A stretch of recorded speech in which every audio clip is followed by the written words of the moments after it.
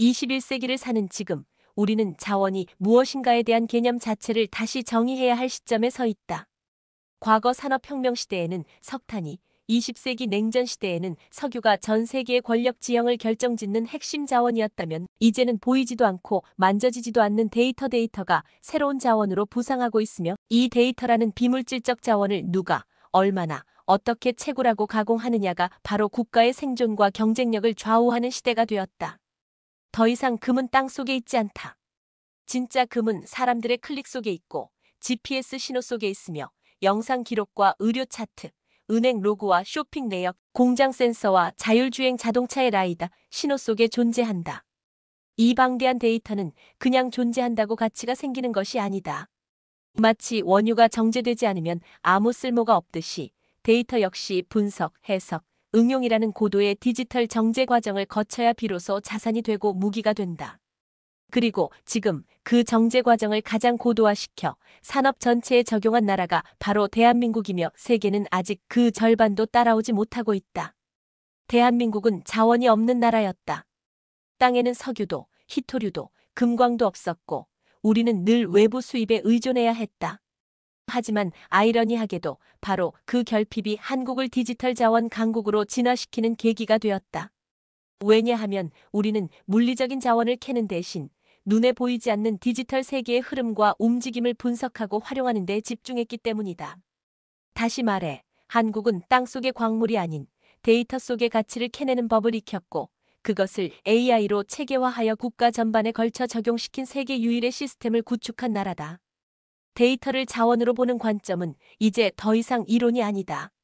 실제로 세계은행 월드뱅크와 맥킨지는 데이터 기반 경제 구조가 GDP의 20% 이상을 차지할 것이라 분석하고 있으며, AI와 함께 데이터는 새로운 전략 무기이자 무한한 산업 자본으로 간주된다. 하지만 미국은 데이터를 민간 기업에 맡겨 통제력을 잃고 있으며, 중국은 과잉 통제로 인해 국제 신뢰를 잃고 있다. 유럽은 개인정보 보호를 지나치게 강조하다 산업화에 실패하고 있는 반면, 대한민국은 정부와 민간, 기술과 제도, 개인과 인프라가 통합된 전방위 데이터 채굴 체계를 만들어냈다. 예를 들어보자. 서울시가 운영하는 스마트시티 데이터 허브는 교통, 에너지, 통신, 보건, 안전 등 시민들의 모든 일상적 활동 데이터를 실시간으로 수집하고 분석해 각종 도시 정책, 공공서비스, 재난 예측, 치안 대응에 활용하고 있으며, 이 시스템은 단순한 행정 자동화가 아니라 도시 자체를 하나의 거대한 디지털 금광으로 전환한 사례다. 마찬가지로 국민건강보험공단과 질병관리청이 통합 운영하는 헬스 데이터 플랫폼은 전 국민의 건강 정보와 유전체 정보, 치료 이력, 약물 반응까지 통합하여 AI로 분석하고 있으며, 이는 미국의 헬스케어 시스템조차 따라올 수 없는 수준의 정밀성을 자랑한다. 나는 단언한다. 이 시대의 진정한 자원 전쟁은 더 이상 땅속이 아니라 클라우드 서버 속에서 벌어지고 있으며, 대한민국은 그 전쟁에서 가장 앞서 있는 몇 안 되는 나라 중 하나다. 우리가 지금 누리고 있는 고속 인터넷, 오지, AI 산업, K방산, K바이오, 심지어 K콘텐츠까지 그 모든 산업의 기반에는 바로 데이터를 어떻게 잘 채굴하고 가공하느냐는 문제가 숨어 있다.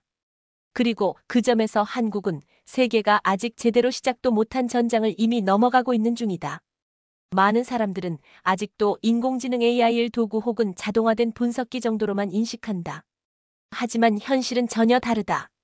지금의 AI는 단순히 데이터의 패턴을 식별하는 수준을 넘어 스스로 가설을 세우고 데이터를 분류하고 예측 모델을 생성하며 그 결과를 실시간 피드백하여 스스로를 고도화하는 자율적 지능형 채굴기로 진화하고 있으며, 대한민국은 이 생각하는 채굴기를 산업행정, 국방복지, 교육, 외교 전반에 적용한 세계 유일의 국가가 되었다. AI는 금속을 캐지 않는다. 대신 의미를 캔다. 구조를 캐고 상관관계를 캔다. 무엇보다 의사결정을 캔다. 미국은 이 AI를 구글, 메타, 마이크로소프트 등 민간 기업에 맡겨 자본의 흐름을 중심으로 최적화해왔고, 중국은 국가가 AI를 통제하며 시민 감시와 사회 통제를 중심에 두었다. 하지만 한국은 달랐다. AI를 기술 중심이 아닌 전략 중심으로 다루었고, 이것이 바로 오늘날 대한민국 AI가 갖는 결정적 강점이다. 대표 사례는 산업통상자원부가 구축한 산업 AI 기반 실시간 공급망 위기 대응 시스템이다. 이 시스템은 글로벌 해운 데이터, 원자재 거래소 가격, 수출입 신고 데이터, 전력 사용량 제조, 가동률, 글로벌 뉴스 키워드, 소셜미디어 반응까지 하나의 AI 시스템이 통합 수집하고 해석한 후 위기 예측 신호를 조기에 탐지한다. 2022년 말 니켈 가격 급등 사태 당시 한국은 이 시스템을 통해 러시아 인도네시아 수출 제한 조치 가능성을 3주 먼저 포착하고 삼성 SDI와 포스코 케미칼에 조기 조정 명령을 내려 수천억 원의 손실을 사전에 회피했다. 이 정도 수준의 전략적 AI 채굴력은 미국조차 상업화 영역에 국한되어 있고 이유는 아직 개념 실험 단계에 불과하다. 또 다른 예는 국방부가 운용 중인 AI 기반 복합 위협 분석 체계다. 북한의 미사일 발사, 사이버 공격 조짐, GPS 교란, 해상 침범, 언론 발언, 외교 채널 흐름 등 수천 개의 비정형 데이터를 AI가 수집 연결해 전술적 가능성과 전략적 동기까지 연산하여 현실적 전개 시나리오를 자동 생성하는 방식으로 운용되고 있다. 이는 단순한 정보 분석이 아니라 AI가 작전 계획을 보조하며 직접 국가안보 판단에 개입하는 단계로 세계에서 실전 배치된 유일한 사례다. 나는 이 AI 활용 방식이야말로 지금 한국이 가진 가장 조용하면서도 가장 치명적인 경쟁력이라고 생각한다. 왜냐하면 세계의 대부분 국가는 아직도 AI를 자동화 기술이나 인력 대체 수단으로만 간주하고 있지만 한국은 그것을 자원의 눈, 무기의 뇌, 정책의 감각으로 다루고 있기 때문이다. 그리고 그 기반이 되는 것이 바로 데이터 채굴이다. AI는 데이터를 분석하는 것이 아니라 추출하고 가공하고 창조한다. AI가 데이터 안에서 찾아낸 규칙은 다시 새로운 데이터의 기준이 되고 그렇게 축적된 데이터는 산업을 만들고 정책을 이끈다. 이 선순환 구조를 완성한 국가는 한국 외에 없다. 심지어 미국조차 AI가 정부 정책을 설계하거나 국방 운용에 개입하는 체계는 아직 극소수에 불과하며 시민사회의 반발과 법제화 논쟁으로 정체되고 있는 실정이다. 한국은 법, 제도, 윤리, 기술을 하나의 시스템으로 통합했고 AI를 통해 데이터를 진짜금으로 만들고 있는 최초의 국가다.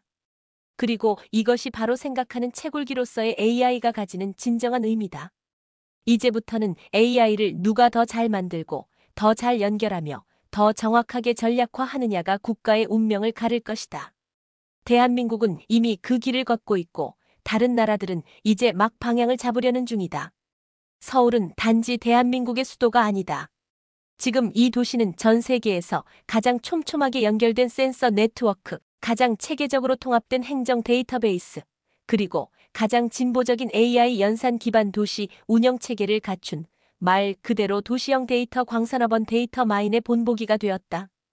도심을 달리는 수천만 대의 차량에서 추출되는 실시간 GPS 데이터, 공공교통카드와 환승 시스템을 통해 수집되는 이동 행태 정보, 아파트 단지 내 IoT 기반 설비에서 전송되는 전력 수도 온도 미세먼지 수치, 가로등 CCTV 비상벨 스마트 횡단보도에 연결된 센서들의 반응, 주민센터부터 보건소, 초중고등학교, 병원, 약국까지 연결된 생활 기반 인프라의 운영 기록이 모든 데이터가 매 순간 서울시가 운영하는 스마트 서울 플랫폼 SSP의 AI 분석 모듈로 유입되며 도시 전체를 살아 움직이는 실시간 생체 시스템으로 만든다. 이처럼 서울은 도시가 곧 자원 덩어리라는 개념을 가장 먼저 실증적으로 증명한 도시이며 더 나아가 그 자원을 현실적 정책과 산업 전략에 즉시 반영하는 체계까지도 구축한 세계 유일의 도시다. 스마트 시티를 외치는 도시는 많지만 대부분은 설계나 실험 단계에 머무른다. 예를 들어 싱가포르는 기술은 앞서 있지만 인구 규모가 작아 데이터의 양과 다양성이 제한되고 도쿄는 개인정보 규제가 강해 분석 가능한 구조가 제한적이며 상하이는 데이터는 넘쳐나지만 정치적 신뢰성과 국제 협업성에서 한계를 보인다. 하지만 서울은 기술인 구행정 개방성 모든 측면에서 균형을 이뤘고 그 결과 지금 이 순간에도 도시 자체가 거대한 데이터 생산 분석 활용 공장처럼 작동하고 있는 유일한 도시다. 그 중심에는 AI가 실시간으로 작동하는 3중 분석 엔진이 있다. 첫째는 상황 감지 디텍션 도심의 각종 센서를 통해 수집된 정보를 실시간으로 AI가 감지하고 분류한다. 둘째는 패턴 인식 PATTERNING 과거 사례와 유사한 흐름을 분석하여 이상 징후를 탐지한다. 셋째는 정책 반응 PRES CRIPTIVE AI 이상이 감지될 경우 어떤 대응이 가장 효과적인지를 즉시 시뮬레이션하여 정책 담당자에게 제공한다.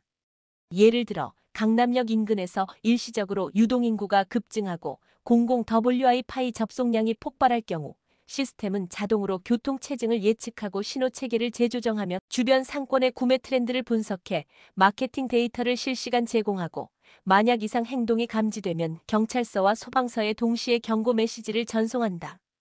이 모든 것이 사람의 개입 없이 AI가 도시 전체를 운영하고 유지하는 완전 자율적 도시 제어 체계로 구현된 것이다. 이런 점에서 서울은 단순한 스마트 시티가 아니라 AI 기반 국가 운영의 전초기지이자 디지털 주권의 실험장이며 동시에 세계가 아직 상상에만 머물러 있는 도시형 자원 체계가 현실화된 첫 사례다. 한국은 이 도시를 통해 AI 데이터 채굴이 단지 상업이나 편의를 넘어서 국가 안보, 산업 전략, 글로벌 기술 주도권과 연결될 수 있음을 세계에 증명하고 있다. 나는 지금 서울을 걷는다는 것이 단순히 도시를 지나는 것이 아니라 데이터라는 보이지 않는 자원을 실시간으로 채굴하고 순환시키는 살아있는 시스템의 한 축을 직접 밟고 있는 것이라 느낀다. 다른 도시들은 기술과 법, 사회의 갈등 속에 실험을 계속하고 있지만 서울은 이미 그것을 넘어 완전한 실행체계로 전환되었으면 그 결과 지금 이 도시의 하수도 배관조차 전략자산이 되고 있는 현실이 한국이 가진 진짜 미래의 힘을 상징하고 있다. 데이터를 팔기 위한 자산으로만 이해하는 나라는 결국 그 데이터를 타국 기업의 수익 구조 안에 예속시키게 된다. 실제로 미국은 자국 내에서 생성된 대부분의 데이터가 민간 기업 구글, 아마존, 마이크로소프트, 메타의 소유로 넘어가면서 정작 정부는 자국의 공급망 위기에 대한 예측력을 상실하고 있고 유럽은 데이터 보호와 프라이버시 규정에 집착한 나머지 산업 전체의 AI 적용 속도가 현저히 뒤처지고 있다. 반면 대한민국은 데이터를 판매 대상이 아니라 국가 전략을 통제하기 위한 핵심 무기로 간주했으며 특히 글로벌 공급망 불안정성이 만성화된 오늘날 한국의 데이터 활용 전략은 산업 생존과 직결되는 사안으로 진화하고 있다. 대표 사례는 반도체다. 2020년 이후 미국과 중국의 기술 패권 갈등, 우크라이나 전쟁, 대만의 협 위기, 원자재 수출 제한 등 다양한 외부 리스크가 동시에 터지면서 전 세계는 소위 초연결 고위험 공급망의 리스크 서플라이 CHAIN 시대로 진입했다. 이 시점에서 한국 정부는 단순히 기업의 재고나 계약 데이터를 보는 수준이 아닌 글로벌 시황, 국제 통관, 조달 일정, 지리 정치 뉴스 흐름, 원자재 가격 실시간 변화, 생산 설비 전력량, 기후 이상 정보까지 모두 AI가 분석하는 초대형 공급망 통제 시스템을 구축하기 시작했다. 이 시스템은 단순한 모니터링 툴이 아니라 실제 위기가 발생했을 때 어떤 원자재를 먼저 확보해야 하고 어떤 경로로 우회 운송을 해야 하며 어떤 국가와 전략 비축 협정을 체결해야 할지를 시뮬레이션하고 지시까지 내려주는 데이터 기반 디지털 작전사령부로 기능한다. 실제로 2022년 상반기 우크라이나 전쟁으로 인해 네온 가스 수급이 급감하면서 전 세계 반도체 포토 공정이 마비될 위기에 처했을 때 한국은 AI 기반 공급망 경보 시스템을 통해 약 5주 먼저 경고를 발령하고 삼성전자와 SK하이닉스의 사전 계약을 지시함으로써 손실을 80% 이상 줄였다. 동일한 시기 미국과 일본은 사태를 인지하지 못하고 뒤늦게 외교적 협상을 벌여야 했고 중국은 정보를 조작하면서 내부 시스템 붕괴에 직면했다. 이러한 공급망 조기 경보 AI는 단순한 산업 도구가 아니다. 그것은 지정학적 통제력을 데이터 기반으로 확보하는 디지털 주권의 가장 진보된 형태이며 한국은 이 시스템을 반도체뿐만 아니라 전기차 배터리, 히토류, 식량, 철강, 방산 부품, 수소 연료 등 전략 분야 전반으로 확장하고 있다. 즉, 데이터는 단순한 수익원이 아니라 산업 방어막이고 전략적 무기이며 예방적 주권 도구인 것이다. 나는 이 시스템이 한국의 산업이 외풍에 휘청이지 않도록 하는 보이지 않는 방공망이라고 본다.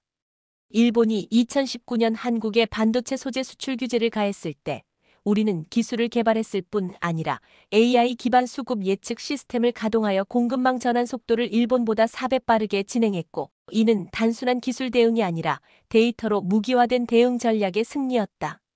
세계는 아직도 공급망을 관리하려고 하지만 한국은 이미 그것을 통제하고 있다.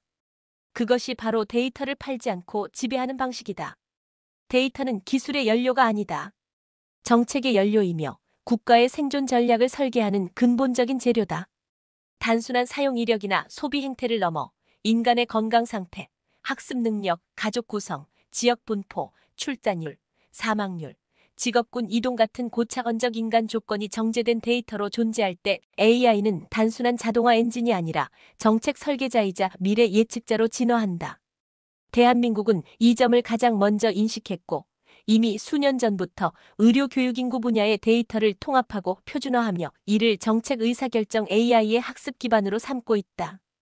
대표적인 사례가 국가건강정보통합 플랫폼이다. 국민건강보험공단, 질병관리청, 보건복지부, 국립중앙의료원이 각기 보유한 환자 기록, 처방 이력, 질병 발생률, 의료비 지출, 유전자 정보, 예방접종 기록 등 수천억 건의 데이터를 통합하여 AI가 지역별 질환 발생 패턴을 분석하고 향후 5년간 어떤 질병이 어디서 얼마나 증가할지를 예측한다. 그리고 그 예측 결과에 따라 복지 예산 배분, 병상 확충, 전문의 인력 배치, 제약 연구 우선순위까지 결정된다. 이 체계는 2020년 코로나19 초기에도 빛을 발했다. 대구에서 확진자 폭증 이전에 AI가 먼저 의심 징후를 탐지하고 경고를 발령했으며 전국적인 병상 재배치가 빠르게 이루어졌다.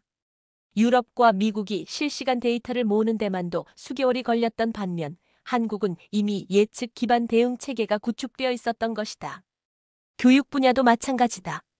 대한민국 교육부는 전국 초중고 학생의 시험 결과, 출석률, 생활기록부, 교사평가, 학습습관, 진학률, 심지어 디지털 교과서 상해 클릭 이력까지 통합 수집하여 이를 국가학습 데이터셋으로 정제했다.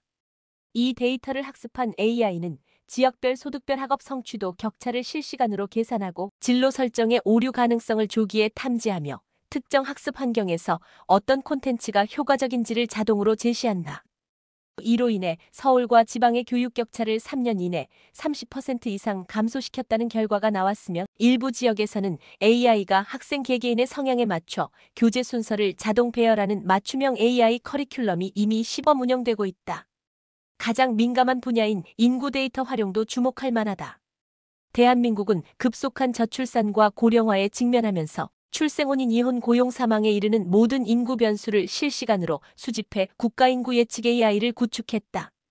이 AI는 단순히 몇 명이 태어나고 죽는지를 넘어서 어떤 연령대가 어떤 지역에서 몇 년 안에 어떤 형태로 노동시장에 진입하거나 이탈할지를 예측하며 이러한 분석을 통해 연금 정책, 군 병력 운영, 교육 예산, 산업 전략을 동적으로 조정한다. 예컨대 2023년엔 충청남도 지역의 15, 18세 인구 급감이 예측되자 교육부는 고등학교를 통폐합하고 교사 정원을 조정했으며 국방부는 해당 지역 병역 자원을 전환 배치했다. 이는 AI가 인구를 보는 방식 자체를 바꿔놓았다는 결정적인 증거이며 인구 데이터를 단순 통계가 아니라 정책 자동화의 기초로 끌어올린 세계 최초의 국가적 시도였다. 나는 이 모든 과정을 보며 대한민국이야말로 진정한 의미에서 인간 중심의 AI 국가를 가장 먼저 실현하고 있는 나라라고 확신한다. 미국은 데이터를 기업이 가져가고 유럽은 데이터를 보호에만 몰두하며 중국은 데이터를 통제의 수단으로 쓰고 있지만 한국은 데이터를 국민의 생애주기 전반을 이해하고 개선하기 위한 정책 설계 자원으로 사용하고 있다. AI는 인간을 대체하는 것이 아니라 인간을 위한 전략을 세우는데 쓰여야 한다는 철학이 실제 시스템으로 구현된 유일한 사례가 바로 한국이다. 전쟁은 더 이상 총과 탱크, 전투기의 대결이 아니다. 현대전의 실체는 정보전이며 예측전이며 시뮬레이션의 승리다. 누가 먼저 위협을 감지하고 누가 먼저 대응 시나리오를 자동 생성하며 누가 먼저 병력 장비 보급을 데이터로 정렬해 압도적인 전장 설계를 마치느냐에 따라 전쟁의 양상이 결정된다. 그리고 지금 이 전장에서 대한민국은 조용히 AI 기반 군사 지휘 시스템을 실전 배치한 유일한 BNATO 국가가 되었다. 대한민국 국방부는 이미 수년 전부터 전구 기반 작전 AI 통합 분석 체계를 구축해오고 있었다. 이 시스템은 육해공 우주 사이버 모든 전장을 통합해 위성 영상, 레이더 추적, 탄도, 궤적, 사이버 공격 로그, 병력 배치 현황, 적국의 언론 발언, SNS 확산 키워드까지 모두 수집하고 이를 AI가 연산하여 현실적인 위협 예측 시나리오를 24시간 자동 생성한다. 예를 들어 북한이 평안북도에 병력을 비정상적으로 집중하거나 중국이 동해상에서 전파 교란 신호를 반복적으로 발생시킬 경우 AI는 이를 과거 전쟁 전 징후 패턴과 비교 분석하고 국방장관에게 자동 경고를 발령하며 작전 옵션을 제시한다. 이것은 단순한 정보 분석이 아니라 AI가 사실상 작전 계획의 일환을 설계하고 있다는 뜻이다. 또한 공군은 2022년부터 AI 기반 실시간 공역 위협 감지 시스템을 운용 중이다. 이 시스템은 KF-21의 AESA 레이더와 연계되어 수백 킬로미터 바깥의 비정상적인 비행 궤적이나 전파 교란을 감지하고 각 궤적의 의도를 AI가 판별한다. 군은 이 결과를 바탕으로 무인기 자폭 대응, 고고도 레이저 요격, EMP 전자파 분산 공격 같은 옵션을 사전에 가상 시뮬레이션하며 최적 대응 수단을 확보한다. 이 시스템은 나토조차도 아직 통합하지 못한 영역이며 미국조차 작전 적용보다 실험적 모델에 가까운 수준에 머물러 있다. 해군도 마찬가지다. 최근 진수된 광개토 급 차세대 이지스 구축함에는 작전 AI 모듈이 탑재되어 있어 주변국 함정의 움직임을 실시간 감시하고 일정한 패턴 이상이 포착될 경우 사령관 승인 없이도 자동 회피 기동 또는 위협 분산 작전을 제안한다. 한국 해군은 이를 통해 기존 수동식 대응 체계보다 평균 47초 빠르게 위협에 반응하고 있으며 이는 실제 충돌 발생 여부를 결정짓는 전장의 일분을 선점하는 데 핵심적인 역할을 한다. 더 나아가 방위사업청과 과기부는 AI 기반 무기 시제품 시뮬레이션 모델을 구축하여 실제 무기를 만들기도 전에 가상 공간에서 전장 조건을 입력하고 무기의 실전 성능을 예측할 수 있게 만들었다. 이로 인해 무기 개발 기간이 평균 37% 단축되었고 실패율은 절반 이하로 줄었으며 한국의 K방산이 수출 경쟁력에서 독일, 프랑스, 이탈리아를 따라잡을 수 있었던 배경이 바로 여기에 있다.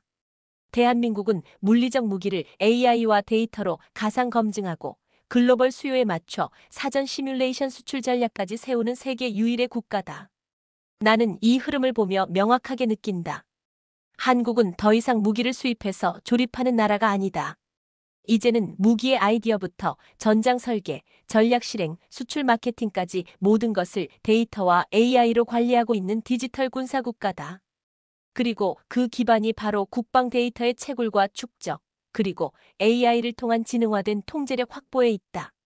다른 나라들이 아직 사이버전 대비에 머물러 있을 때 한국은 이미 AI를 통해 전쟁 자체의 설계를 자동화하고 있으며 적이 움직이기 전에 데이터를 먼저 읽고 계산하며 병력보다 알고리즘으로 위협을 먼저 무력화하는 구조를 만들었다. AI는 이제 무기가 아니라 전략 그 자체이고 대한민국은 그 전략의 최전선에 서 있다. 세계는 AI를 두 가지 방식으로 접근하고 있다. 미국은 민간 플랫폼 중심, 중국은 국가 통제 중심이다. 미국의 경우 구글, 아마존, 마이크로소프트, 메타 등 소수의 초거대 테크 기업이 AI 연구와 응용, 인프라, 데이터 축적까지 모든 과정을 독점하고 있으며 정부는 이들 기업의 기술에 의존한 채 느린 규제와 불완전한 정책 조율로 일관한다. AI는 민간의 이익 도구이자 소비자 기반 수익 구조의 엔진이다. 반면 중국은 AI를 권력의 연장선으로 사용한다. 얼굴 인식, 음성 추적, SNS 검열, 행동 예측 등 AI는 정부의 감시력과 통제력을 극대화하기 위한 수단으로 작동하고 데이터는 국민의 것이 아니라 국가의 소유물로 취급된다. 그러나 이 두 모델 모두 한계를 드러내고 있다. 미국은 AI의 발전은 빠르지만 공공 서비스와 국가 전략에 통합되지 못하는 구조적 단절을 안고 있으며 중국은 통제력은 강하지만 기술의 개방성과 글로벌 협력에서 심각한 신뢰 부족을 초래하고 있다. 이 사이에서 대한민국은 완전히 다른 길을 선택했다. 한국은 민간도 정부도 아닌 국가 전체가 AI로 움직이는 시스템을 설계한 최초의 나라이며 그 핵심은 모든 행정, 산업, 안보, 복지, 교육, 에너지, 외교까지 데이터 기반 AI 시스템이 내장된 통합형 국가 운영 구조를 실현했다는 데 있다. 서울시가 24시간 도시 데이터를 AI로 감시하고 분석하며 도로 신호 체계를 조정하는 것, 국세청이 납세자의 소비 패턴과 해외 자산 데이터를 학습하여 자동 세무 감사를 실행하는 것, 산업부가 수출입 통계와 글로벌 시황을 실시간 분석해 무역 정책을 조정하는 것, 기상청이 위성 이미지와 해양 센서를 통해 자동 홍수 대응 시나리오를 작성하는 것, 그리고 국방부가 AI로 적의 움직임을 계산해 미사일 발사 시점을 예측하는 것까지 대한민국은 AI가 특정 영역이 아니라 국가 전체 시스템을 관통하고 있는 유일한 국가다. 이 구조는 단순한 기술 활용이 아니다. AI가 행정의 지능화, 정책의 자동화, 위기의 사전 예방, 산업의 최적화, 외교의 정밀화에 연결되는 통합 거버넌스이며 어떤 기업도 어떤 정치 세력도 혼자서 감당할 수 없는 공공 AI 국가 플랫폼 모델로 진화했다. 미국은 여전히 민간이 주도하고 있고 유럽은 윤리 논쟁에 발목 잡혀 있으며 중국은 국제사회와 단절된 구조를 강화하는 중이지만 한국은 AI를 통해 민관 협력, 공공서비스 혁신, 산업전략 예측, 국방안보 자동화, 복지 사전 대응을 모두 실현한 전방위 AI 시스템 국가다. 나는 이것이 한국이 가진 가장 독보적인 지점이라고 본다. AI를 보유한 나라들은 많지만 AI를 사회 전체와 유기적으로 결합시킨 나라는 대한민국이 유일하다. 이 나라는 AI를 누구의 소유도 아닌 국가의 전략적 도구이자 국민 전체의 생존 기반으로 이해하고 있고 그 이해는 구호가 아니라 실체적 인프라와 시스템으로 완성되었다. 인공지능이 우리 삶을 지배하는 것이 아니라 우리가 인공지능을 통해 삶과 국가를 더 정교하게 운영하는 시대를 대한민국은 이미 먼저 시작했다. 과거 자원은 땅속에 묻혀 있었다. 석탄, 석유, 철광석, 금, 희토류 이 모든 것들은 자연이 준 물리적 축적물이었고 그 자원을 누가 먼저 찾아내어 캐내느냐에 따라 국가의 부와 권력이 결정되었다. 그러나 지금 이 시대의 자원은 땅이 아닌 행동에 숨어 있다. 사람들의 일상 속 선택, 소비 패턴, 이동 경로, 검색 기록, 결제 빈도, 시간 분포, 건강 습관, 여론 변화 이 모든 것이 곧 디지털 자원이며 그 흐름을 AI가 읽고 분석하고 구조화하는 순간 그것은 산업을 창출하고 정책을 설계하며 전략을 움직이는 진짜 금맥으로 바뀐다. 대한민국은 이 행동 기반 자원화의 개념을 가장 빠르게 실현한 나라다. 예컨대 서울시는 공공교통 카드 데이터, 지하철 CCTV, GPS, 날씨, 카드 사용 기록, SNS 실시간 키워드를 AI로 통합 분석하여 시간대별 유동인구 예측 정확도 92% 이상을 달성했고 이 정보를 바탕으로 유통기업, 배달 플랫폼, 공공시설이 자율적으로 인력 배치와 에너지 공급을 조정하고 있다. 그 결과 상권 경쟁력은 평균 17% 향상, 야간 치안 사고율은 23% 감소했다. 단순히 행동을 측정한 것이 아니라 행동을 자산으로 전환하고 그것을 예측 도구로 활용한 대표적 사례다. 이런 모델은 산업 전반에 걸쳐 확산되고 있다. 대형마트는 고객이 매장 내 어떤 통로를 자주 지나는지를 분석하여 진열 순서를 재설계하고 금융기관은 소비 패턴과 위치 기반 데이터를 통해 신용등급이 아닌 행동 신뢰지수를 적용한 대출 심사 모델을 운영 중이며 병원은 환자의 통원 빈도, 약국 방문 주기, 스마트워치 활동량까지 AI로 통합하여 개인의 질병 발생 확률을 사전에 예측하고 조치하는 시스템을 실험 중이다. 이 모든 과정은 데이터는 단순 저장값이 아니라 인간의 삶 자체가 정제되어 나오는 미래 자원이라는 인식에 기반하고 있으며 한국은 이 인식에서 가장 앞서 있다. 중국도 행동 데이터를 수집하고 있다. 그러나 그것은 감시와 통제를 위한 것이지 국민의 삶을 개선하거나 산업을 창조하는 기반으로 쓰이지 않는다. 미국은 개인 프라이버시를 강조하며 민간이 행동 데이터를 수익화하지만 국가 차원의 통합 시스템으로 연결되지 못해 공공성과 전략성이 떨어진다. 유럽은 규제가 강해 행동 데이터의 축적조차 원활하지 않다. 반면 한국은 시민의 신뢰와 참여 속에 의료, 교육, 금융, 산업, 복지, 국방의 모든 영역에서 행동 데이터를 수집하고 이를 AI가 실시간 분석하며 정책과 산업에 즉각적으로 반영할 수 있는 전천후 예측 국가로 진화하고 있다. 나는 이 상황을 단순한 기술 우위로 보지 않는다. 이것은 사회적 합의와 기술의 통합, 시민의 인식과 국가 전략의 결합이 만들어낸 하나의 문명적 전환이다.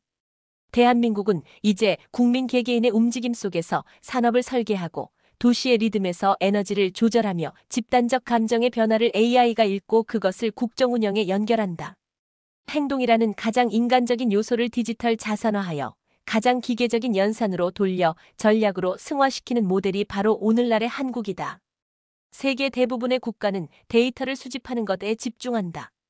CCTV, SNS, 신용카드 사용, 위치 기반 앱, 검색 엔진, 쇼핑몰 로그 등 사람들의 일상에서 흘러나오는 자연스러운 디지털 흔적을 최대한 많이 모으고 그것을 기반으로 예측하거나 마케팅, 정책 또는 감시에 활용하는 방식이다.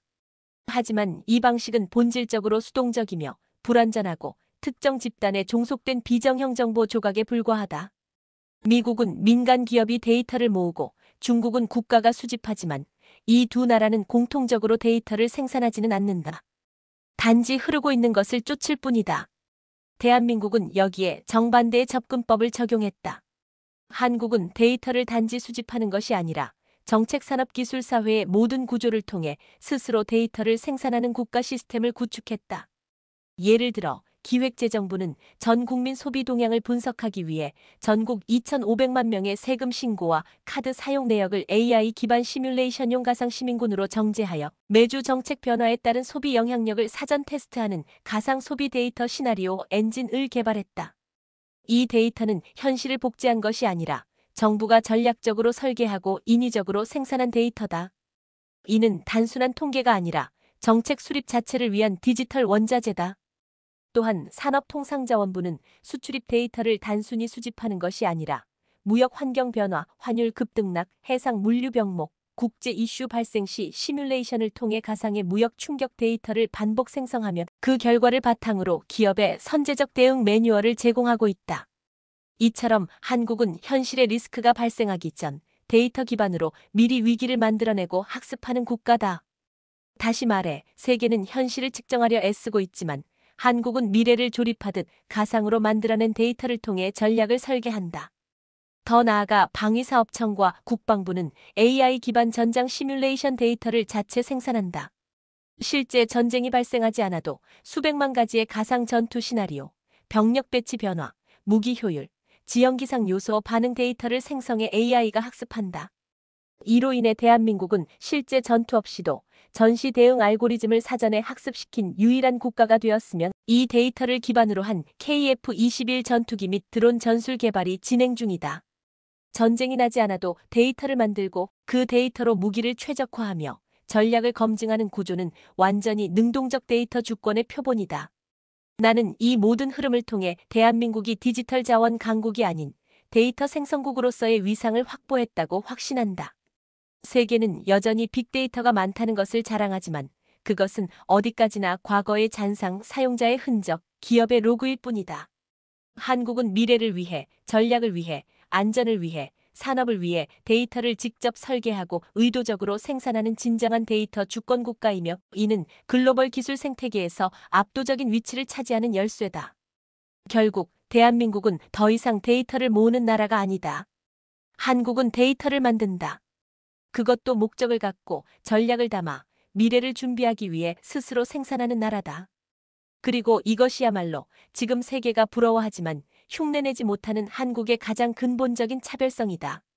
20세기는 석유의 시대였다. 그 시대의 승자는 유전을 먼저 점령하고 해상 물류를 장악하며 석유를 무기로 전쟁과 외교를 설계한 국가들이었다. 하지만 지금 우리는 명백히 데이터가 모든 전략의 중심에 놓인 새로운 질서의 시대를 살고 있다. 그리고 이 시대에는 더 이상 땅속의 검은 액체가 아니라 클라우드 속의 숫자들이 세계를 움직이며 그 숫자를 누가 먼저 채굴하고 어떻게 분석하고 어떤 전략으로 변환하느냐가 국가의 운명을 좌우한다. 데이터는 석유가 아니다.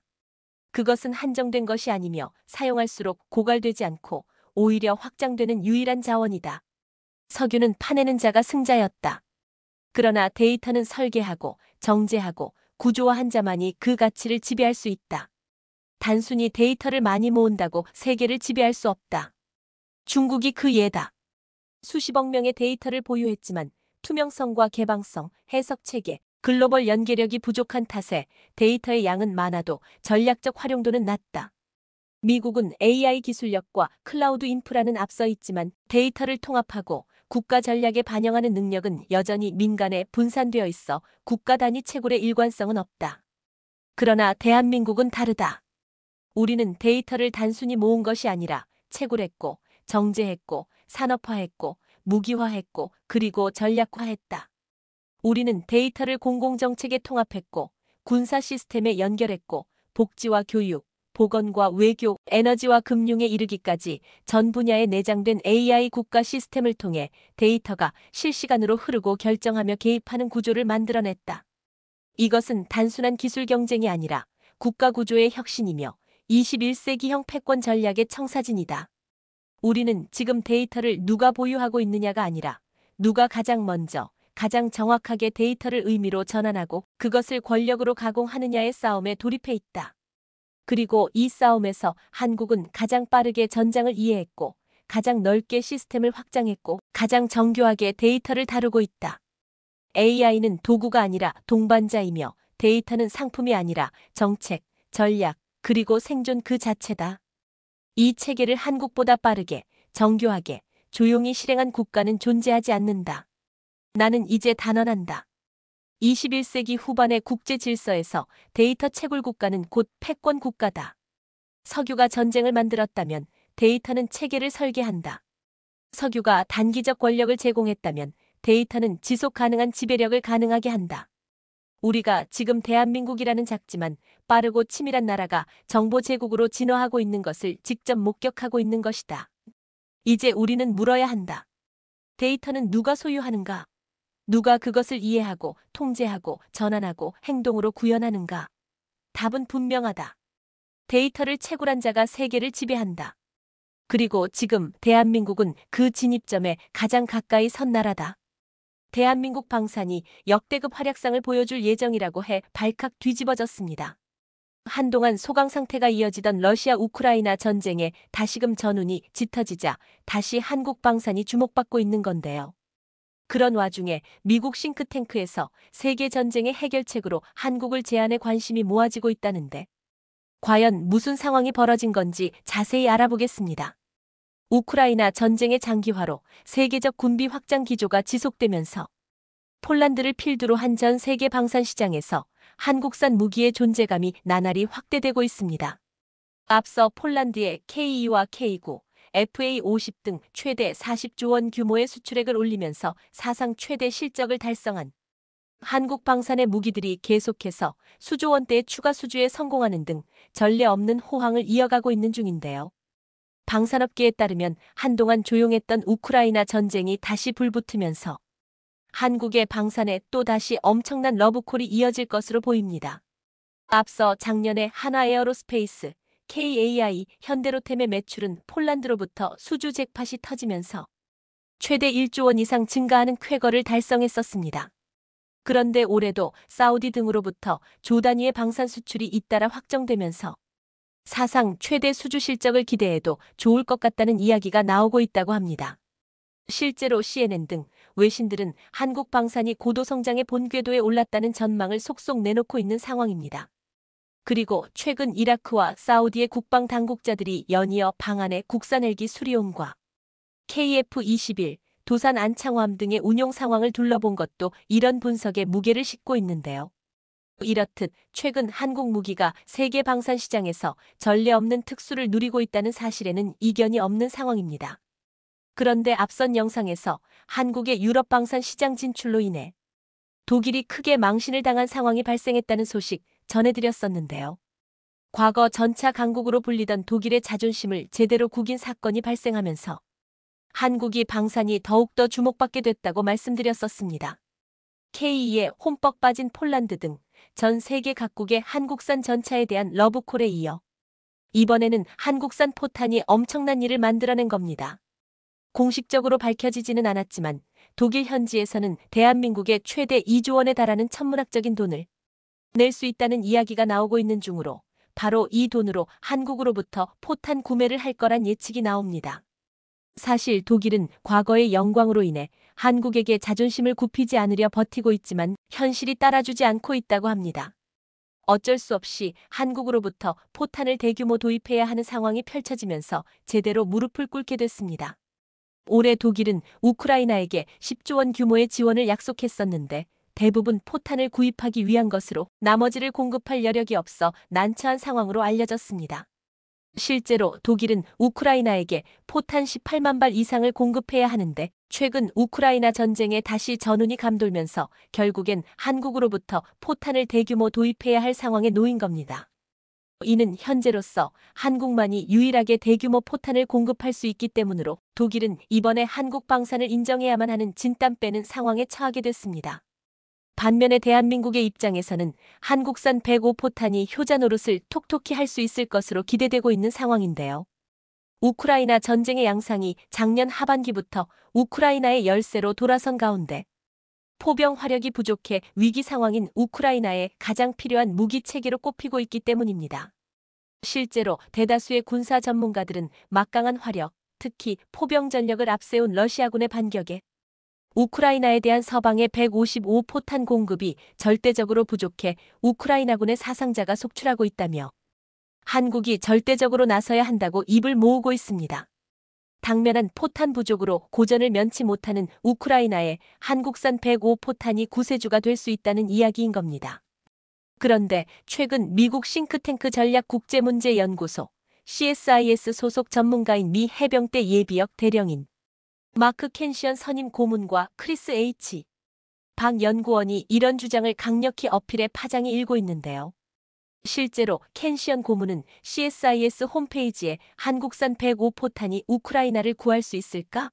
라는 기고문을 올리고 3년째 이어지고 있는 우크라이나 전쟁의 해결책이 한국에 있다고 강조했습니다.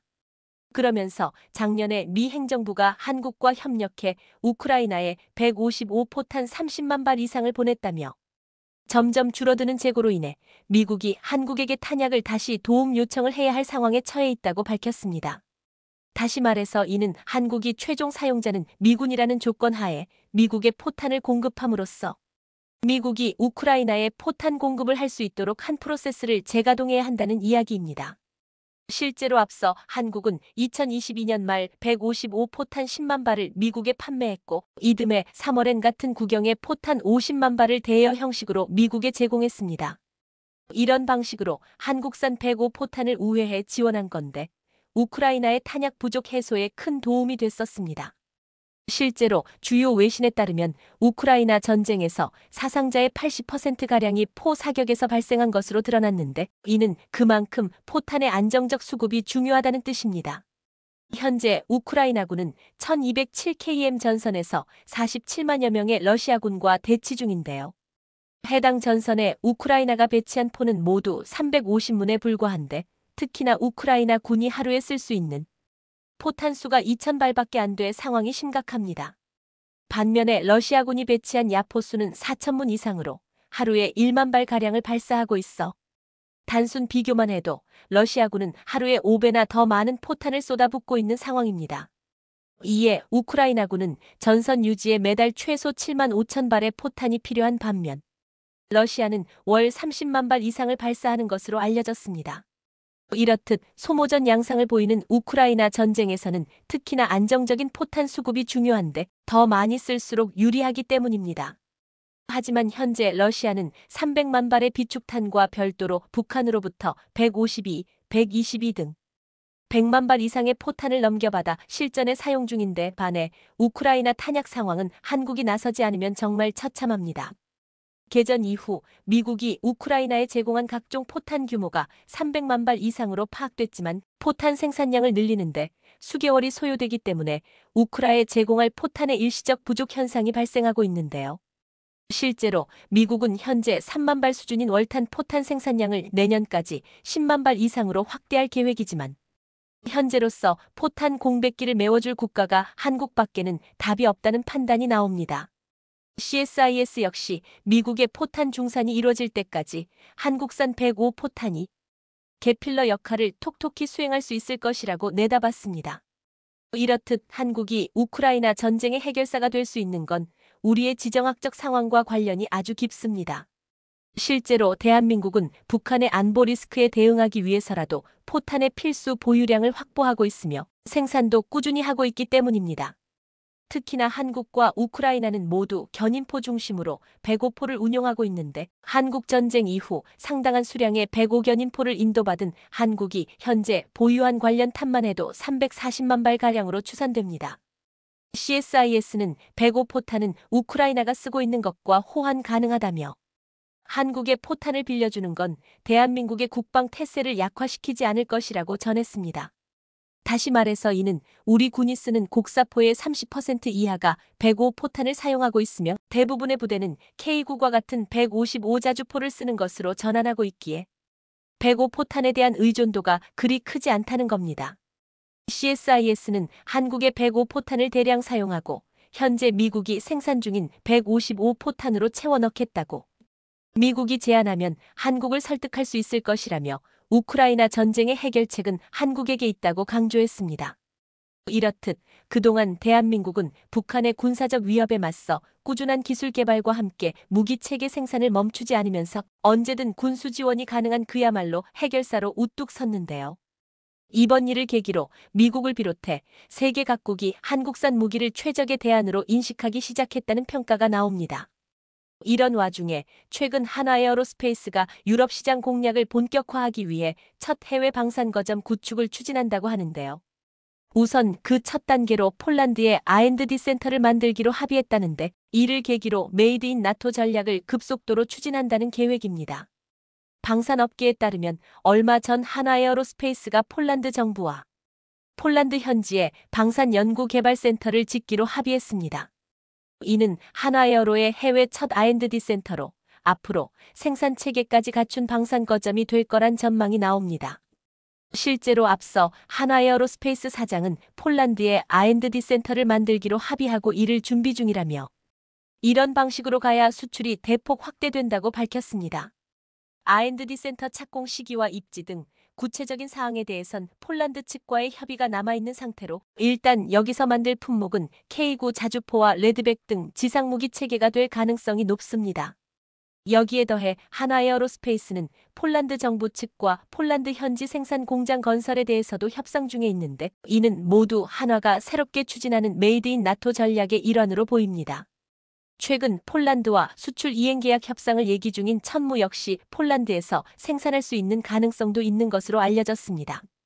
이렇듯 메이드 인 나토 전략이 본격적으로 시작되면 폴란드 말고도 다른 나라 시장을 겨냥 한 추가 수주전에도 활력이 더해질 것으로 보이는데요. 지난 2021년 1월 6일 전 세계는 눈으로 보고도 믿을 수 없는 사건을 목격했습니다. 수천 명의 폭도들이 쇠 파이프와 깃대를 휘두르며 미국 민주주의의 상징이라는 워싱턴 DC 국회의사당에 난입해 점거한 것이죠. 이들을 진압하기 위해 경찰의 총성이 울리고 뿌연 최루가스가 의사당을 가득 채우면서 그야말로 난장판이 됐는데 이 장면은 시위대의 실시간 방송을 통해 전 세계에 생중계됐습니다. 이 시위대는 전부 트럼프 지지자들로 바이든의 대선 승리는 부정선거에 의한 것이라며 그의 당선을 확정짓는 마지막 절차를 진행 중인 의사당을 습격했습니다. 트럼프는 이들에게 위대한 애국자라며 추켜 세우며 그들의 행위를 사실상 지지하며 이에 관여했다는 의심을 샀죠. 이에 여러 주에서 기소됐는데 콜로라도 대법원은 그에게 2024년 대선 경선에 출마할 수 없다고 선고하기도 했지만 결과적으로 그는 경선에서 승리하며 다시 한번 대통령 후보가 됐습니다. 4년 만에 바이든과 재대결을 펼치게 됐죠. 사실 조금 이해하기 어려운 측면도 있지만 각종 법적 리스크에도 불구하고 현재 트럼프는 바이든에 상당히 앞서 있습니다. 미국 CNN이 지난 4월 중순 전국의 성인 1212명을 대상으로 여론조사한 결과 트럼프 전 대통령이 49%로 바이든 43%를 앞섰는데요. 아직 선거가 6개월이나 남아 언제든 달라질 가능성도 있지만 지금 현재로만 보자면 분명 트럼프가 다시 대통령직을 수행할 가능성이 높아졌죠. 이런 와중에 트럼프가 대선에서 승리해 대통령이 된다면 백악관 국가안보보좌관 후보로 강력하게 거론되는 최측근이 있습니다. 엘브리지 콜비 ELBRIDG 콜비 전 미 국방부 전략개발 담당 부차관보인데 그가 얼마 전 한 언론과의 인터뷰에서 한국이 핵무장을 해야 한다고 강력히 주장했습니다. 그의 의견을 자세히 들어봐야겠습니다. 한국의 한 언론과 진행한 인터뷰에서 그는 의미심장한 말을 남겼습니다. 그는 미국 안보 전략의 핵심은 무엇이 되어야 하는가? 라는 질문에 중국과 아시아를 꼽으며 중국은 미국의 200배에 달하는 조선 건조력을 바탕으로 이미 미국보다 해군력에서 앞섰고 더 큰 공군력까지 보유하게 될 수 있다며 미국은 모든 것을 혼자 처리할 힘이 없다. 이제 동맹국들이 더 많은 일을 해야 한다고 강조했죠. 한국이 중국보다 우선순위에서 밀리느냐? 는 질문에는 중국이 우선순위라며 중국을 막아야 한국도 안전하다라는 논리를 폈습니다. 다음 질문이 꽤 심각한데요. 주한미군에 관한 질문에 대해 그는 중국이 대만에서 승리하면 다음은 한반도가 될 수 있다. 주한미군은 점차 중국을 지향하되 북중의 연합 공격이 있을 때만 한반도를 방어하는 성격이 돼야 한다. 한국은 미국의 재래식 전력 지원에 대한 기대를 줄이고 직접 한반도를 방어해야 한다고 했죠. 동시에 미국의 핵 확산 방지 정책은 실패했다. 중국과 러시아는 이를 현대화했고 북한과 이란도 핵 능력을 보유했다. 오히려 뒤처진 핵 균형을 위해 핵무기를 더 많이 만들어야 한다고 강조했는데요. 이는 현 바이든 정부의 동맹 중시 정책은 물론 그동안 미국의 한국 핵우산 정책과도 정면으로 배치되는 주장입니다. 그의 주장은 상당히 심각한 의미를 내포하고 있습니다. 미국이 한국을 뼛속까지 동맹이라 생각해서 돕는 것이 아니라 최국의 한국이 미국의 안보에 중요하기 때문에 다시 말하면 중국 견제를 위해 주한미군이 한국에 주둔할 필요성이 있기 때문에 그 역할을 한다는 의미입니다. 물론 아직 트럼프가 대통령이 된 것도 아니고 그를 국가안보보좌관에 앉힐 것이라는 확답도 없지만 어쨌든 최측근의 입에서 이런 말이 나오는 것은 꽤나 충격적입니다. 결국 우리가 우리 스스로를 지키기 위해서는 핵을 보유해야 한다는 의미입니다. 사실 5년 전 미국의 소리 VOA와 진행한 인터뷰에서 그는 한국의 핵무장을 반대했었습니다. 당시 그는 한국의 핵무기 보유는 현 상황에서는 반대다.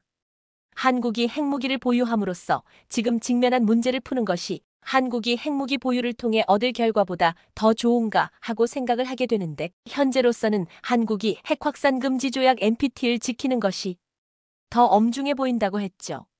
그런데 불과 5년 뒤 의견이 완전히 뒤바뀌었습니다. 한반도의 위기가 얼마나 커졌는지 알 수 있는 상황입니다. 여기에 우리 국민들 역시 핵무장에 상당히 호의적이기 때문에 마음만 먹으면 심도 있게 고려해 볼 수도 있을 것 같은데요. 지난 4월 6일 아산정책연구원이 발표한 변화하는 대북인식 북핵 위협인식과 대응 보고서에 따르면 한국인들은 독자적으로 핵무기를 개발해야 한다는 주장에는 64.3%가 찬성했고 국제사회 제재 가능성을 언급하며 자체 핵개발을 물었을 때는 54.7%가 찬성했습니다. 미국 전술 핵무기를 우리나라에 배치하자는 주장에는 61.1%가 찬성하는 등 한국인 절반 이상은 자체 핵개발에 찬성합니다. 일반적으로 핵무기는 상당히 부정적인 이미지를 갖고 있음에도 조사 대상의 절반 이상이 핵무장을 지지한다는 점이 꽤 놀라운데 아마도 북한과 중국 등 외부의 위협을 우리 국민들이 심각하게 느끼고 있기 때문일 겁니다. 한국의 핵무장을 지지하는 발언은 그런데 한국의 핵무장을 지지하는 발언은 소수이기는 하지만 미국의 전문가들 사이에서는 계속해서 한국의 핵무장론이 나오고 있습니다. 얼마 전 미국 워싱턴 포스트에는 한국이 지정학적 상황에 맞게 독자적으로 핵무장할 수 있으며 미국이 이를 지지해야 한다는 기고문이 게재됐습니다. 미 다트머스대 국제학센터의 제니퍼 린드 교수와 데릴 프레스테럴지 프레스가 쓴 한국이 핵무기를 만들어야 하나라는 기고문이죠. 제니퍼 린드 교수는 그간 꾸준히 한반도 문제에 대해 관심을 갖고 연구 중인 학자로 국제사회에서도 상당한 명성을 가졌습니다. 2009년 포런 AFFAIRSS는 사과의 위기 더 페럴즈 어브 어팔러지를 통해 일본은 독일이 그랬던 것처럼 과거의 잔혹행위를 부인하지 말고 반드시 배상해야 하며 한국 등 이웃 국가들도 이를 수용해 서로 미래지향적으로 나아가야 한다고 주장하기도 했었죠. 그런 그녀가 이번에는 한국이 핵무장을 지지하는 발언을 내놨습니다.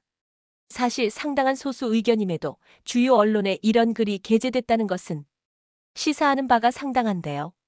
린드 교수는 한미동맹이 어려움에 처해 있고 이 문제의 근본 원인은 중국이라며 중국의 부상이 한미 외교정책 우선순위에 균열을 만들고 있다고 짚었습니다. 왜냐하면 미국이 지구에서 지워버릴 각오로 중국을 찍어 누르고 있고 동맹국들도 전부 동참해주기를 바라지만 한국의 경우 제1교역국인 중국과의 관계가 소원해지는 것을 달가워하지 않기 때문이죠. 한미동맹 악화의 또 다른 요소는 북핵을 꼽았습니다. 그들은 전쟁이 나면 북한 수뇌부는 한국의 재래식 전력 우위를 무력화시키기 위해 핵무기를 사용할 것이라고 확신하면서 만약 미국이 보복한다면 미 본토가 타겟이 된다고 내다봤습니다. 실제로 작년 12월 북한은 김정은이 참석한 가운데 고체 연료 대륙간탄 도미사일 ICBM 화성 18형 발사 훈련을 실시했는데 미 전문가들은 이 미사일이 미국 전역을 타격할 능력을 갖췄다고 평가했습니다. 당시 북한은 고각으로 쏴 약 1000km를 날았는데 고각이 아닌 약 40도 가량의 정상 각도로 발사하면 최대 15,000km를 날 수 있어 북한 어디에서 쏘든 미 본토 전역을 타격할 수 있죠. 그러니까 만약 북한이 남한을 공격했는데 미국이 북한을 타격하거나 타격할 기미가 보이면 지체 없이 미 본토로 핵무기를 쏘아버릴 수도 있다는 의미가 됩니다. 따라서 한반도에서 발발한 전쟁으로 미국이 초토화될 가능성이 있다면 미국인들이 한반도에서의 핵무기 사용을 동의할 리가 없어. 이 때문에 한미동맹의 신뢰성에 문제가 생긴다는 것이죠. 린드 교수는 이런 상황을 타개하기 위해서는 한국 독자적으로 핵무기를 개발하는 것이며 이러한 핵무장이 한국을 북한의 핵위협으로부터 좀 더 안전하게 보호해줄 것이라 장담했습니다. 많은 전문가들은 핵확산 금지 조약 NPT에 가입한 한국이 핵무장을 선택하면 국제적인 제재가 가해질 것은 뻔하지만 한국의 기술력이면 핵무장은 누워서 떡 먹기라는 것이 중론입니다. 여기에 핵무기 개발은 조약 위반이지만 한국이 합법적으로 개발할 수 있는 방법도 있습니다. 왜냐하면 NPT 제10조는 본 조약상의 문제에 관련되는 비상사태가 자국의 지상 이익을 위태롭게 하고 있음을 결정하는 경우에는 본 조약으로부터 탈퇴할 수 있는 권리를 가진다고 규정하고 있기 때문. 그런데 재미있는 것은 한국은 단 한 번도 핵무기를 개발한 적이 없음에도 위 기고문은 한국의 핵무기 개발 능력이 충분히 가능하다는 기본 가설을 전제로 하고 있다는 점입니다. 한국은 기술력이 있을까요? 미국인들이 한반도에서의 핵무기 사용을 동의할 리가 없어. 이 때문에 한미동맹의 신뢰성에 문제가 생긴다는 것이죠. 린드 교수는 이런 상황을 타개하기 위해서는 한국 독자적으로 핵무기를 개발하는 것이며 이러한 핵무장이 한국을 북한의 핵위협으로부터 좀 더 안전하게 보호해줄 것이라 장담했습니다. 많은 전문가들은 핵확산 금지 조약 NPT에 가입한 한국이 핵무장을 선택하면 국제적인 제재가 가해질 것은 뻔하지만 한국의 기술력이면 핵무장은 누워서 떡 먹기라는 것이 중론입니다. 여기에 핵무기 개발은 조약 위반이지만 한국이 합법적으로 개발할 수 있는 방법도 있습니다. 왜냐하면 NPT 제10조는 본 조약상의 문제에 관련되는 비상사태가 자국의 지상 이익을 위태롭게 하고 있음을 결정하는 경우에는 본 조약으로부터 탈퇴할 수 있는 권리를 가진다고 규정하고 있기 때문. 그런데 재미있는 것은 한국은 단 한 번도 핵무기를 개발한 적이 없음에도 위 기고문은 한국의 핵무기 개발 능력이 충분히 가능하다는 기본 가설을 전제로 하고 있다는 점입니다. 한국은 기술력이 있을까요? 이에 대한 답은 이미 9년 전에 나왔습니다. 2015년 당시 미국 과학자협회 FAS 회장 찰스 퍼거슨 찰즈 D. 퍼거선은 한국의 핵무장론과 관련해 37페이지 분량의 보고서를 작성해 핵 비확산 전문가 그룹에 제출했죠. 2015년 4월 27일 퍼거슨은 헨리 소콜스키 등 미국의 대표적 비확산 전문가와 관료, 의회 관계자 10여 명을 참석시킨 가운데 한국이 어떻게 핵무기를 획득하고 배치할 수 있는가라는 제목의 보고서를 비공개로 회람했는데 이 보고서 내용이 외부로 공개되면서 엄청난 반향을 불러왔습니다. 그는 보고서에서 한국은 경제가 위태로워지기는 하겠지만 이러한 제재의 폭풍을 이겨나갈 가능성이 높다면서 인도를 예로 들었습니다. 1998년 5월 인도의 핵실험 이후로 인도는 국제적인 경제 제재를 당했으나 이 제재는 1년도 가지 못했습니다. 왜냐하면 인도라는 거대한 시장을 포기할 수도 없었고 중국의 군사력 확장에 대한 대항 세력으로서의 인도의 가치가 너무 매력적이었으니까요. 한국은 인도처럼 거대한 내수 시장은 없지만 인도와는 달리 전 세계, 특히 미국인 소비자들이 필요한 제품을 만들고 있습니다. 이에 퍼거슨은 제재는 형식적일 가능성이 높아 몇 달 내에 해제될 가능성이 높다고 봤습니다. 그렇다면 이런 질문이 남습니다. 만약 경제적, 외교적 제재가 사라진다면 과연 한국은 실제로 핵무기를 개발할 수 있느냐? 라는 질문 말이죠. 퍼거슨은 한국은 이미 차고 넘칠 정도로 충분한 기술력을 갖추고 있다고 봤습니다. 핵무가 개발에는 핵물질, 핵탄두 설계, 운반 체계가 필수적인데 핵물질의 경우 당시 한국은 경주 월성에 위치한 4개의 중수로에서 매년 416개의 핵폭탄을 제작할 수 있는 2500kg의 플루토늄이 생산되고 있었습니다. 만약 우라늄의 추가 확보에 실패하더라도 최소 핵폭탄 100개 제작이 가능한 500kg의 플루토늄 확보가 가능하죠. 핵탄두 설계의 필수적인 고속전자 기폭장치 및 고성능 폭약 생산 기술은 한국 기술력이면 벌써 확보됐을 것으로 보고 있습니다. 운반 체계도 답은 같습니다. 한국에는 세계 최강 미사일 중 하나로 불리는 현무 시리즈를 사거리별로 보유하고 있고 핵무기 탑재가 가능한 전투기 역시 다량 보유하고 있습니다. 뿐만 아니라 얼마 전에는 잠수함 발사가 가능한 SLBM까지 확보해 육해공 어디서든 핵무기를 날려보낼 수 있게 됐죠. 그런데 퍼거슨이 이야기했던 것처럼 한국이 만약 핵무기를 보유하게 된다면 가장 껄끄러운 나라는 중국입니다. 미국의 핵심 우방국인 한국이 핵을 보유한다면 중국의 입장에서는 상당히 거슬릴 수밖에 없어 강력한 제재를 가하게 될 겁니다. 중국의 한 전문가는 한국은 실제로 핵무기를 연구한 적이 있는데 미국의 반대로 무산된 적이 있다며 만약 한국이 핵 개발을 하려고 한다면 6개월이면 만들어낸다고 확신했죠. 그러니까 한국의 핵 개발은 능력의 문제가 아니라 의지의 문제인 겁니다.